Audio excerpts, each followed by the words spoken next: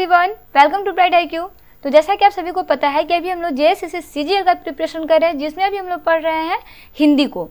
हिंदी जिन लोगों का पेपर 1 है उन लोगों के लिए मोस्ट वेलकम। ये बेसिकली आपका पेपर 2 के एग्जाम पॉइंट ऑफ व्यू से सारे क्वेश्चन को लिया गया है। लेकिन अगर आप पेपर 1 में भी आपका हिंदी है और पेपर 2 में भी हिंदी है तो भी आप इसको अच्छे से तैयारी कर सकते हैं। तो चलिए बिना लेट के हम लोग स्टार्ट करते हैं नेक्स्ट क्वेश्चन से। और ये आपका लास्ट पार्ट है। इससे पहले हम लोग 2 पार्ट में ऑलरेडी भाषा को अच्छे से स्टडी कर चुके हैं। ये आपका फाइनल लास्ट पार्ट है।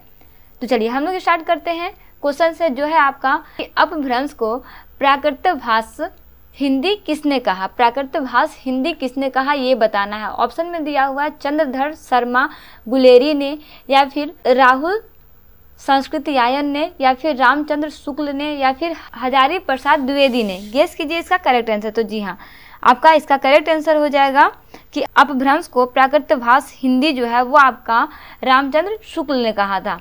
नेक्स्ट क्वेश्चन है आपका कि पंजाबी का विकास अपभ्रंश के किस रूप में हुआ है। आपके पास ऑप्शन में दिया हुआ है महाराष्ट्र के रूप में, मगध के रूप में, ब्राचंड के रूप में, या फिर पैसाची के रूप में। तो देखिए पंजाबी का विकास अपभ्रंश के पैसाची रूप में हुआ है, ये आपको याद रखना है। नेक्स्ट क्वेश्चन है आपका कि बिहारी, बांग्ला, उड़िया या फिर आसामिया भाषाओं का उद्भव किस अपभ्रंश से हुआ है। अपभ्रंश मैं आपको बहुत अच्छे से बताई हूँ, जिसका लिंक डिस्क्रिप्शन बॉक्स में दिया हुआ है। पार्ट 1 में हम लोग बहुत अच्छे से इसके बारे में स्टडी किया है, तो उस वीडियो को आप जाके जरूर देखिएगा। ऑप्शन में दिया हुआ है मागधी, अर्धमागधी, पैसाची या फिर सौरसेनी। तो जी हाँ, इसका करेक्ट आंसर क्या हो जाएगा, मागधी। कि बिहारी, बांग्ला, उड़िया और असमिया भाषा का उद्भव जो है वो आपका मागधी अपभ्रंश से हुआ है। नेक्स्ट क्वेश्चन है आपका कि अर्धमागधी अपभ्रंश से किसका विकास हुआ है। ऑप्शन में आपके पास दिया हुआ है पश्चिमी हिंदी की, मराठी की, पूर्वी हिंदी की या फिर गुजराती की। तो देखिए आपका अर्धमागधी अपभ्रंश से जो है ना वो आपका गुजराती का विकास हुआ है। नेक्स्ट क्वेश्चन है आपका कि सौरसेनी अपभ्रंश से उत्पन्न भाषाएं कौन सी है। ऑप्शन में दिया हुआ है ब्रज भाषा, अवधी, कुमाऊनी और गढ़वाली, या फिर लंघदा, पंजाबी, गुजराती और मराठी, या फिर पश्चिमी हिंदी, राजस्थानी, पहाड़ी या फिर गुजराती सी, या फिर बिहारी, बांग्ला, उड़िया या और आसामिया। तो जी इसका करेक्ट आंसर क्या हो जाएगा कि सौरसेनी अपभ्रंश से उत्पन्न भाषाएं जो है वो आपके हैं बिहारी, बांग्ला, उड़िया और आसामिया। नेक्स्ट क्वेश्चन है आपका कि सिंधी भाषा का उद्भव हुआ है। सिंधी भाषा का उद्भव कहाँ से हुआ है। ऑप्शन में दिया हुआ है ब्राचंड अपभ्रंश से, मागधी अपभ्रंश से, पैसाची अपभ्रंश से या फिर सौरसेनी अपभ्रंश से।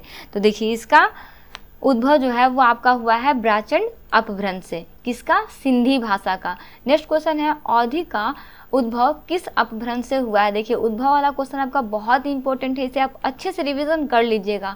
ऑप्शन में दिया हुआ है सौरसेनी, पैसाची, मागधी या फिर अर्धमागधी। तो जी हाँ, इसका करेक्ट आंसर क्या हो जाएगा, अर्धमागधी। की अवधि का उद्भव जो है वो अर्धमागधी अपभ्रंश से हुआ है। वहीं अगर हम नेक्स्ट क्वेश्चन की बात करते हैं जो है आपका कि कचहरियों में हिंदी प्रवेश आंदोलन का मुख्य पत्र किस पत्र को कहा जाता है। आपके पास ऑप्शन में दिया हुआ है कवि वचन सुधा को, समाचार सुधा वर्षन को, या फिर हिंदी प्रदीप को, या फिर भारत मित्र को। गेस कीजिए इसका करेक्ट आंसर। तो देखिए बेसिकली यहाँ पे हम लोग देखें तो कचहरियों में हिंदी प्रवेश आंदोलन का मुख्य पत्र जो है वो आपका भारतीय मित्र को कहा जाता है। वहीं अगर हम नेक्स्ट क्वेश्चन देखते हैं जो है आपका नागरिक प्रचारिणी सभा का स्थापना वर्ष कब का था। 1893 ईस्वी का, 1902 ईस्वी का, 1857 ईस्वी का, या फिर 1917 ईस्वी का। तो वो समय था आपका 1893 ईस्वी का, जब नागरिक प्रचारिणी सभा का स्थापना हुआ था। वहीं अगर हम नेक्स्ट क्वेश्चन देखते हैं जो है आपका कि नागरिक प्रचारिणी सभा के संस्थापकों में से थे कौन थे। ऑप्शन में दिया हुआ है शिव कुमार सिंह और बाबू श्याम सुंदर दास, या फिर रामचंद्र शुक्ल और भारतेंदु हरिश्चंद्र, या फिर पंडित प्रताप नारायण मिश्र और बालकृष्ण भट्ट, या फिर जगन्नाथ दास रत्नाकर और शिव प्रसाद गुप्त। तो जी हाँ, इसका करेक्ट आंसर क्या हो जाएगा कि वो व्यक्ति थे आपके शिव कुमार सिंह और बाबू श्याम सुंदर दास, जिन्होंने नागरिक प्रचारिणी सभा के संस्थापकों में से दो थे, यानी कह सकते हो इन्हें माना जाता है ना। तो देखिए ये दोनों क्वेश्चन आपका एग्जाम पॉइंट ऑफ व्यू से बहुत इंपॉर्टेंट है, इस तरह का क्वेश्चन आप अच्छे से रिवीजन कर लीजिएगा। चलिए हम लोग नेक्स्ट क्वेश्चन की बात करते हैं। नेक्स्ट क्वेश्चन है आपका कि काशी नगरी प्रचारिणी सभा के संस्थापकों में से कौन नहीं है? नहीं पूछा है, नहीं है पूछा है। बाबू श्याम सुंदर दास जी, ठाकुर शिव कुमार सिंह, या फिर राम नारायण मिश्र, या फिर रामचंद्र शुक्ल। तो जो यहाँ वो व्यक्ति आपके हो जाएंगे रामचंद्र शुक्ल, जो कि आपका काशी नगरी प्रचारिणी सभा के संस्थापकों में से नहीं थे। वहीं अगर हम नेक्स्ट क्वेश्चन की बात करते हैं जो है आपका कि फोर्ट विलियम कॉलेज की स्थापना कब हुई थी? ऑप्शन में दिया हुआ है 1801 ईस्वी में, 1800 ईस्वी में, 1810 ईस्वी में, या फिर 1802 ईस्वी में। तो देखिए फोर्ट विलियम कॉलेज की स्थापना जो है ना वो आपका हुआ है 1800 ईस्वी में, जैसे आपको याद रखना है ना। वहीं हम नेक्स्ट क्वेश्चन की बात करते हैं जो है आपका कि महावीर प्रसाद द्विवेदी को किस वर्ष सरस्वती पत्रिका के संपादक के रूप में नियुक्त किया गया? ऑप्शन में आपके पास दिया हुआ है वर्ष 1920, वर्ष 1903, वर्ष 1906, या फिर वर्ष 1909। तो जी हाँ वो समय था आपका वर्ष 1903 का। ठीक है, तो ये आपको याद रखना है। वहीं अगर हम नेक्स्ट क्वेश्चन देखते हैं जो है आपका कि संविधान सभा में हिंदी को राजभाषा बनाने का प्रस्ताव किसने रखा?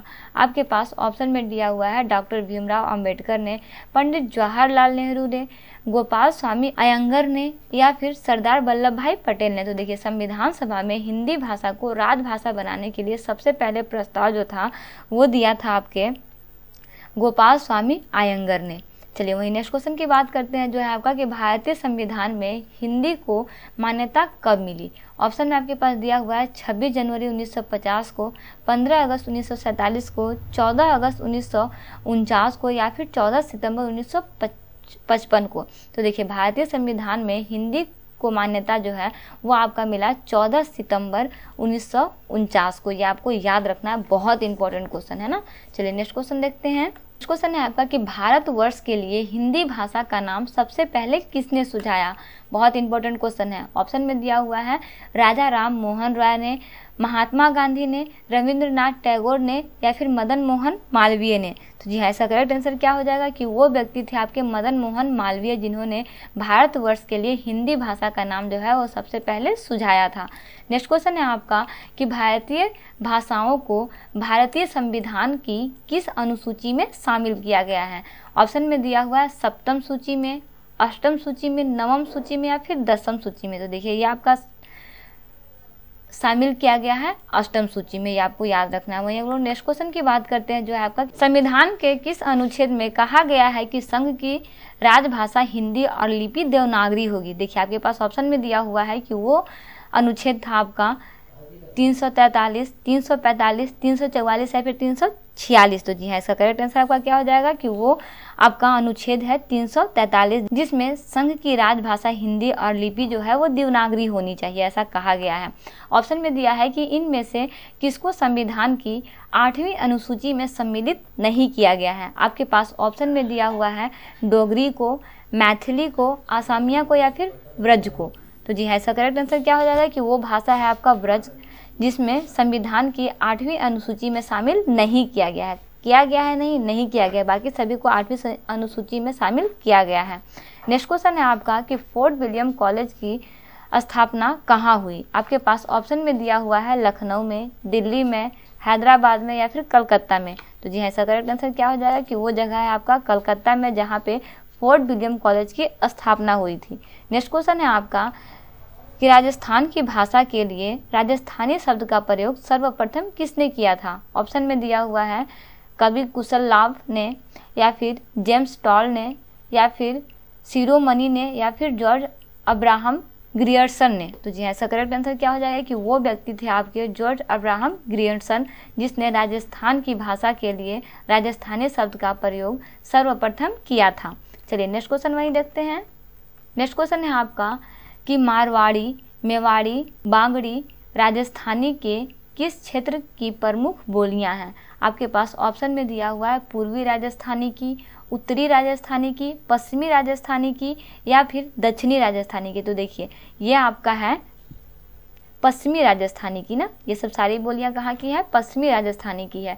नेक्स्ट क्वेश्चन है आपका कि पूर्वी राजस्थान की प्रमुख बोलियां कौन सी हैं? ऑप्शन में दिया हुआ है हाड़ी, हड़ौती, मारवाड़ी मालवी या फिर बागड़ी मवाती या फिर ये सभी। तो देखिए पूर्वी राजस्थान की मुख्य बोलियां जो है वो है आपकी हाड़ी हड़ौती। नेक्स्ट क्वेश्चन है आपका कि पूर्वी राजस्थानी का साहित्यिक रूप क्या है। ऑप्शन में आपके पास दिया हुआ है डिंगल, बिंगल, पिंगल या फिर इनमें से कोई नहीं। तो देखिए पूर्वी राजस्थानी का साहित्यिक रूप जो है वो है आपका पिंगल। चलिए नेक्स्ट क्वेश्चन वही देखते हैं जो है आपका कि पश्चिमी हिंदी और राजस्थानी के मुख्य सेतु का कार्य करती है, कौन करती है। ऑप्शन में दिया हुआ है मारवाड़ी, हाड़ौती, मेवाती या फिर तोरावटी। तो जी है, इसका करेक्ट आंसर क्या हो जाएगा कि वो है आपका मेवाती। चलिए वही नेक्स्ट क्वेश्चन देखते हैं जो है आपका कि लालदासी और चारणदासी संप्रदायों का साहित्य किस भाषा में रचा गया है। ऑप्शन में आपके पास दिया हुआ है तोरावटी में, मारवाड़ी में, मेवाती में या फिर अहिरवाटी में। तो देखिए यह आपका रचा गया है मेवाती में। ठीक है, आपको याद रखना है कि लालदासी और चारणदासी संप्रदाय का साहित्य जो है वो आपका मेवाती भाषा में रचा गया है। चलिए नेक्स्ट क्वेश्चन देखते हैं जो है आपका कि कवि सूर्यमल मिश्र की रचनाएं किस भाषा में हैं। आपके पास ऑप्शन में दिया हुआ है हड़ौती में, तोरावटी में, मेवाती में या फिर अहिरवाटी में। तो देखिए ये है आपका हड़ौती में। ये आपको याद रखना है कि ये किस में है, हड़ौती में है। कवि सूर्यमल मिश्र की रचनाएं किस भाषा में है, तो वह है आपका हड़ौती भाषा में है। चलिए नेक्स्ट क्वेश्चन देखते हैं। नेक्स्ट क्वेश्चन है आपका कि चारण शैली को किस नाम से जाना जाता है। ऑप्शन में दिया हुआ है पिंगल, डिंगल, भाट या फिर इनमें से कोई नहीं। तो देखिए चारण शैली को ना आपको डिंगल के नाम से जाना जाता है। ये आपको याद रखना है, किसके नाम से, डिंगल के नाम से जाना जाता है। वही नेक्स्ट क्वेश्चन है आपका कि मेवाती, हड़ौती और ढूंढाड़ी का मिश्रित रूप क्या है। ऑप्शन में दिया हुआ है खैराड़ी है, रांगड़ी है, गौरवाड़ी है या फिर निमाड़ी है। तो जी हाँ, इसका करेक्ट आंसर क्या हो जाएगा कि वो है आपका खैराड़ी, जिसमें मेवाती, हड़ौती और ढूंढाड़ी का मिश्रित रूप है। नेक्स्ट क्वेश्चन है आपका कि डिंगल क्या है। ये आपका इस पार्ट का लास्ट क्वेश्चन है, मतलब इस भाषा का लास्ट क्वेश्चन है ना। ऑप्शन में आपके पास दिया हुआ है एक काव्य शैली है, एक साहित्यिक शैली है, एक उपभाषा है या फिर एक गायन की शैली है। तो देखिए यह आपका एक साहित्य शैली है जिसे डिंगल कहा जाता है। तो इस तरह से आपका शिवांगन पब्लिकेशन का चैप्टर 1 जो हम लोग लिए थे भाषा पूरी तरह से ख़त्म होता है। अभी हम लोग भाषा से लगभग 85 से 90 क्वेश्चन को सॉल्व कर चुके हैं, जिसका लिंक डिस्क्रिप्शन बॉक्स में दिया हुआ है। पार्ट 1 पार्ट 2 हम लोग जो पढ़े हैं उसका लिंक डिस्क्रिप्शन बॉक्स में दिया हुआ है। यह आपका पार्ट 3 था। इसके साथ आपका भाषा जो है वो पूरी तरह से कंप्लीट होता है। अगर आप इन सारे क्वेश्चन को अच्छे से प्रैक्टिस कर लेते हैं तो आई श्योर कि आप मैक्सिमम मार्क्स जो है इससे स्कोर कर सकते हैं और आपका भाषा से इससे ज़्यादा क्वेश्चन नहीं पूछा जाएगा। अभी तक हम लोग 80-90 क्वेश्चन को सॉल्व किए हैं। भाषा एक बहुत ही छोटा सा चैप्टर है जिससे मुश्किल से 1 या 2 क्वेश्चन एग्जाम में आते हैं। तो अगर आप इसको अच्छे से प्रैक्टिस कीजिएगा तो आई श्योर कि आपका 100% चांस है कि क्वेश्चन मैच करेगा। तो इसे आप अच्छे से रिवीजन कर लीजिएगा। अगर पार्ट 1 और पार्ट 2 आप नहीं देखे हैं तो लिंक डिस्क्रिप्शन बॉक्स में दिया हुआ है, वहाँ जाकर आप संपूर्ण वीडियो को अच्छे से स्टडी कर सकते हैं। वैसे इसका एक नेक्स्ट पार्ट भी बनेगा जिसमें आपको टोटल चैप्टर जो है वो एक वीडियो में कवर किया जाएगा। तो मिलते हैं नेक्स्ट वीडियो में एक इंपॉर्टेंट टॉपिक के साथ। Thanks for watching, like share and subscribe, bright IQ।